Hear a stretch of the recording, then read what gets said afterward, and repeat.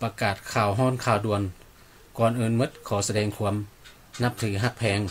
มายังปวงชนลาวทางชาติและประชาชนเวียดนามไอ้น้อง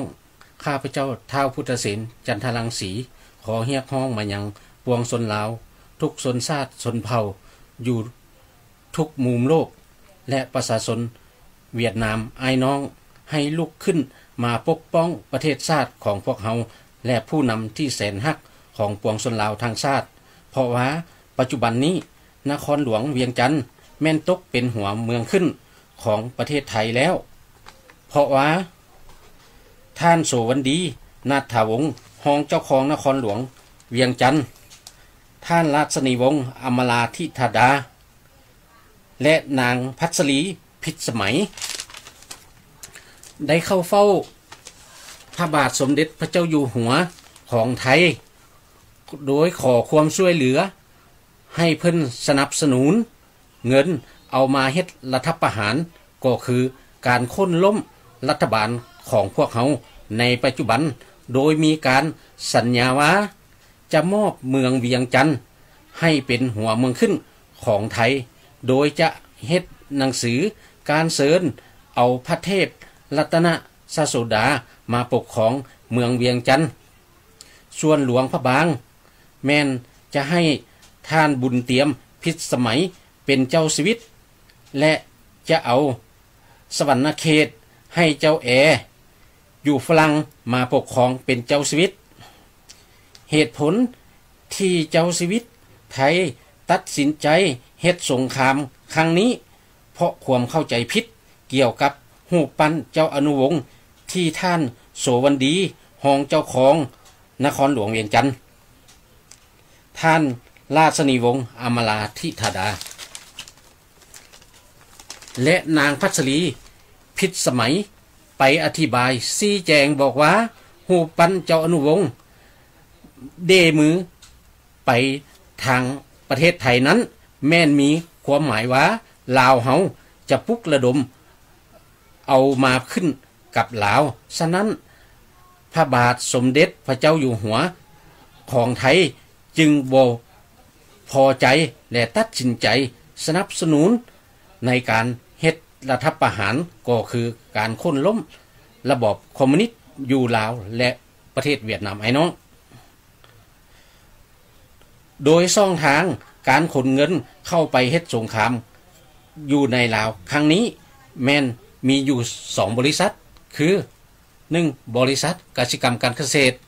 2. บริษัท CP ส่วนเงินเอาเข้าไปเฮ็ดสงครามอยู่ประเทศเวียดนามไอ้น้องแม่นประเทศแม่นบริษัท CP ฉะนั้นข้าพเจ้าขอชี้แจงให้โลกรับรู้ว่าการที่รูปปั้นเจ้าอนุวงศ์เดมือไปทางฝั่งประเทศไทยนั้นแม่นมีความหมายว่าพี่น้องทางฝั่งไทย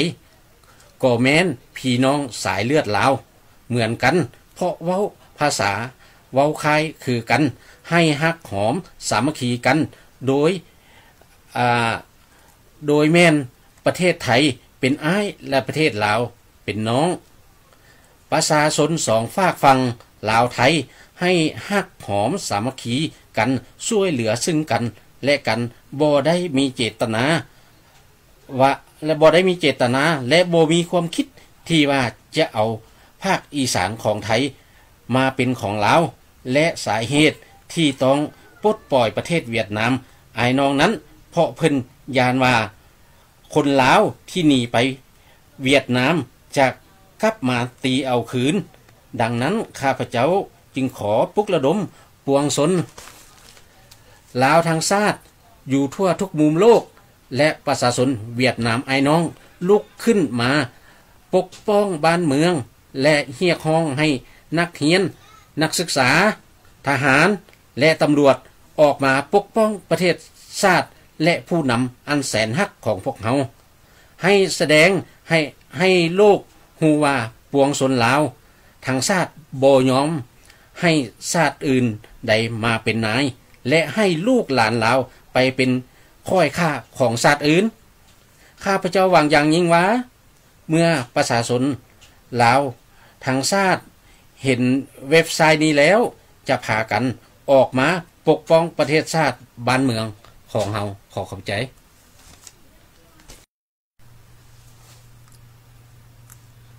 ข้าพเจ้าขอชี้แจงอีกหน่อยหนึ่งเกี่ยวกับปัญหานี้จะชี้แจงบอกว่าข้าพเจ้านี่เอาความลับนี่มาแต่ใสเอาหลักฐานนี่มาแต่ใสอยากชี้แจงบอกว่าอันนี้แม่นเอามาจากพี่น้องประชาชนไทยคนไทยที่อยู่สหรัฐอเมริกาที่ข้าพเจ้าเฮ็ดเวียกอยู่นำข้าเจ้าเห็นคุณงามความดีของข้าพเจ้าย้อนความดีของข้าพเจ้าเอาชนะจิตใจของข้าเจ้าได้ดังนั้นข้าเจ้าจึงคอยว่าจึงขอห้องบอกให้ข้าพเจ้ามาช่วยปกป้องบ้านเมืองของตนเองให้ไปเข้าเฝ้าพระบาทสมเด็จพระเจ้าอยู่หัวให้ไปชี้แจงเกี่ยวกับเหตุการณ์ดังนี้ให้เพิ่นฮู้เพราะว่าและก็เพิ่นก็ด่าข้าพเจ้าว่าคันข้าพเจ้าบ่ไปนี่บ่ไปช่วยบ้านเมืองของตนเองนี่อยากให้ชาติอื่นมาปกครองบ้านเมืองนี้ข้าพเจ้าเป็นหมาถึงว่าเพิ่นเป็นคนไทยก็ตามเพิ่นก็บ่พร้อมที่พระบาทสมเด็จพระเจ้าอยู่หัวเพิ่นทำอย่างนี้เพราะว่าการที่ทำอย่างนี้มันจะเฮ็ดให้ประชาชนลาวทางชาติและประชาชนเวียดนามไอ้น้องพวกเขาจะลุกฮือขึ้นจะมีการแผ่นดินลาวแผ่นดินเวียดนามไอ้น้องจะกลายเป็นทะเลเลือดจะมีคนล้มตายมหาศาลฉะนั้นเพิ่นบ่อยากให้พระบาทสมเด็จพระเจ้าอยู่หัวของเพิ่นที่เพิ่นนับถือบูชามาบ่อยากให้เพิ่นสร้างบาปอันนี้เนาะและเป็นอย่างข้าพเจ้าบ่บอกชื่อว่าผู้ใดให้ข้อมูลนะเพราะว่าเพิ่นบอกว่าคันให้ข้อมูลในนี้แล้วบ่ให้บอกชื่อเพิ่นเพราะว่าคันบอกชื่อเพิ่นแล้วเพิ่นจะอันตรายฉะนั้นข้าพเจ้าจำเป็นต้องได้ปิดเป็นความลับเกี่ยวกับชื่อของเพิ่นเนาะ